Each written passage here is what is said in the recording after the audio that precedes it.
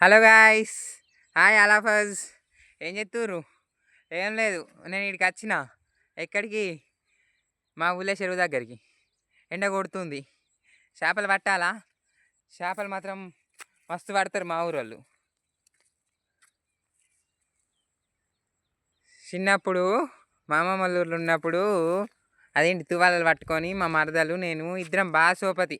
కొట్టుకున్నాం మేమే, తిట్టుకున్నాం మేమే, తన్నుకున్నాం మేమే. ఇక ఆ ఎఫెక్షన్ గురించి ఎవరు చెప్పాల్సిన అవసరం లేదు. మా మరదలు నేను ఇద్దరం కలుతుంటిమి, ఒక బేషన్ పట్టుకుంటుంటిమి. ఇలాంటి తువాలలు లేకపోతే దాని చున్నీలు ఉంటాయి, దాని చున్నీలు పట్టుకుంటుంటివి. మా అమ్మమ్మల కొర్రే దగ్గర పక్కకే వాగు. ఆ వాగు దగ్గరికి పోయి ఇక మాకు అలవాటు ఆ వాగులో చిన్న చిన్న చేపలు, చిన్న చిన్న చేపలు అన్నీ పట్టుకుంటా అంటివి. ఆ బండలు ఏరుకుంటా అంటివి. బండలు ఎలా ఉంటాయి అంటే సాఫ్ట్ బండలు ఉంటాయి చూడు. ఆ బండలను తెచ్చుకొని ఆ బండల మీద ఏమన్నా స్కెచ్చింగ్ వేసుడు. అది పడే. ఇక మాకు ఎప్పుడంటే అది అది బస్సులో పోతుండే బడికి. నేను నా సైకిల్ ఉంటుండే, నా సైకిల్ పట్టుకొని నేను పోతుండే.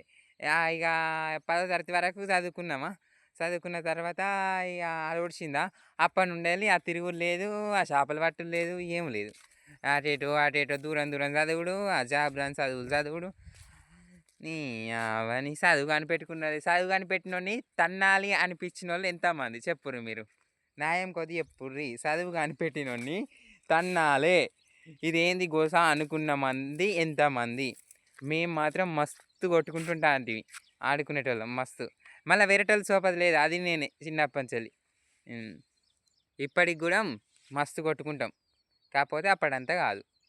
సరే, ఉండరు మరి, బాయ్. చేపలు మాత్రం మస్తు పట్టేటోళ్ళం, రేగ్గాయలకు పోయేటోళ్ళం. మామిడికాయలు దొంగతనం చేస్తే ఆ చెట్టోడు ఒకసారి మమ్మల్ని గెదివిండి తెలుసా. అట్లుంటాయి మా మొత్తం లంగ పనులే. సైకిల్ మించలు వాడు,